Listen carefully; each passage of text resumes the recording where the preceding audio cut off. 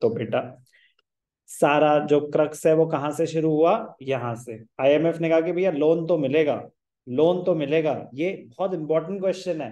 What conditions were imposed for availing the loan, these international agencies expected, they forced, कि मतलब expected क्या, देख लो ये करोगे तो लोन मिल जाएगा।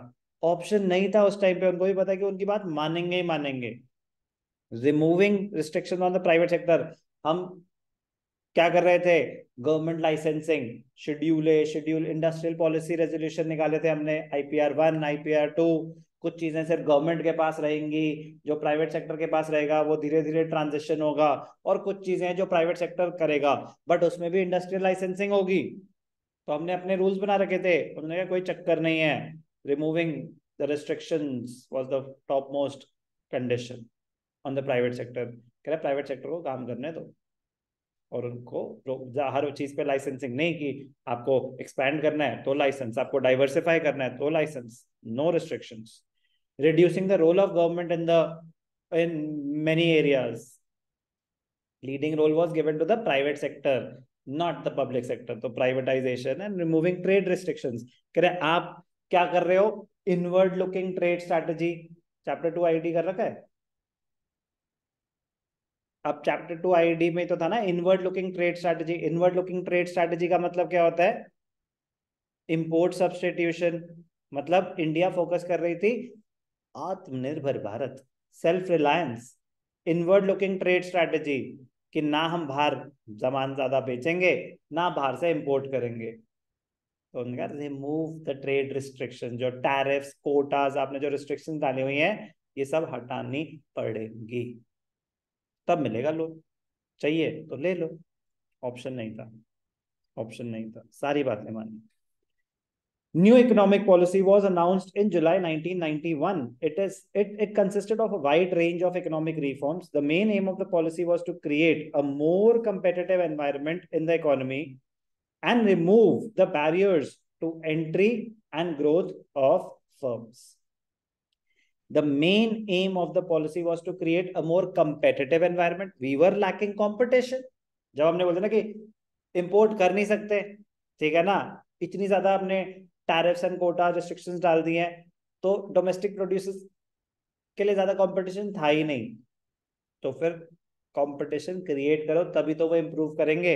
अगर आपके पास कोई कंपटीशन नहीं है तो क्या आप इम्प्रूव कर पाएंगे, क्या आप अपनी पोटेंशियल को कभी अचीव कर पाएंगे। यही हुआ, कंपटीशन ही नहीं था हमारे पास। तो create more competitive environment and remove the barriers to entry and growth. The new economic policy can be broadly classified into two kinds of measures.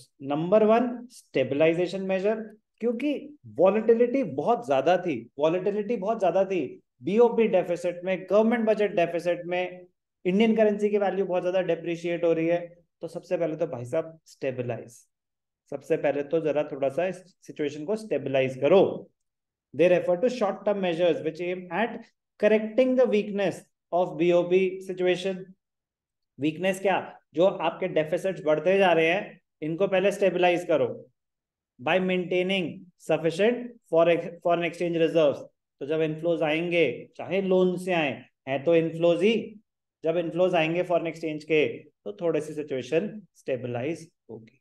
तो सबसे पहला फोकस था स्टेबलाइजेशन, एक बीओपी पोजीशन, एंड दूसरा controlling inflation by keeping the rising prices under control. Inflation को meet करने के लिए क्या हो रहा है अभी, रेपो रेट बढ़ा रहे हैं, रेपो रेट बढ़ा रहे हैं। इंडिया का रेपो रेट क्या है, बताया था मैंने, 6.5, 6.5 है इंडिया का रेपो रेट। पाकिस्तान 22, मतलब बहुत ज्यादा होता है 22। रेपो रेट होना, रेपो रेट होना, repo rate is the rate at which the central bank lends to commercial banks. फिर उसके बाद वो अपना मार्जिन लगा के आगे पब्लिक को बांटेंगे। तो 22% पे अगर सेंट्रल बैंक ही दे रहा है तो पब्लिक को सोचो कितने पे मिल रहा होगा। इसका मतलब वो डायरेक्टली मना कर रहा है कि कोई लोन वोन नहीं मिलेगा।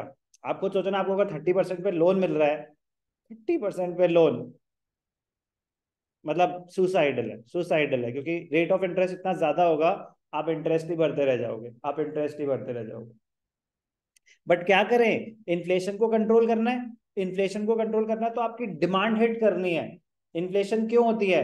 डिमांड बहुत ज्यादा है, सप्लाई कम है, तो डिमांड को रिस्ट्रिक्ट करना है आपकी, ताकि आप कम डिमांड करें, तो मनी इन सर्कुलेशन कम हो जाए, कम बायर्स हो, तो इन्फ्लेशन कंट्रोल में आएगी। तो स्टेबलाइजेशन मेजर्स। दूसरा, structural reform measures, improving the efficiency of the economy as a whole, increasing international competitiveness by removing the rigidities in various segments of the Indian economy. So, new economic policy, two kinds of measures, stabilization and structural reform. What were the main policies of the new economic policy? LPG बोला जाता है, liberalization, privatization, globalization. They are the supporting pillars on which the structure of new economic policy of our government has been erected and implemented since 1991. Economic reforms of 1991 are often described as the new economic policy or the policy of LPG in place of the policy of LQP. पहले होता था licensing, क्या आया? Liberalisation. कह रहा थोड़ा सा relax करो, रिलैक्सेशन, लिबरलाइज, थोड़ा लिबरल हो जाओ अपनी अप्रोच में, डोंट बी सो रिजिड। क्यों? कोटाज, जो इंडस्ट्रियलिस्ट के लिए कोटाज आपने की, नहीं प्राइवेट सेक्टर इस चीज में इससे ज्यादा नहीं कर सकता, हटाओ इन सबको, प्राइवेटाइजेशन पे फोकस करो, करने तो उनको काम, वो ढंग से करेंगे, क्योंकि private sector is operating for profit motives only. तो अगर वो ढंग से काम नहीं करेंगे, वो लोगों को जॉब से निकाल देंगे, वो लॉस पे ज्यादा टाइम ऑपरेट नहीं करेंगे, तो यहाँ तो वो बहुत अच्छे से काम करेंगे, मतलब प्रॉफिटेबली यहाँ काम नहीं करेंगे प्राइवेट सेक्टर।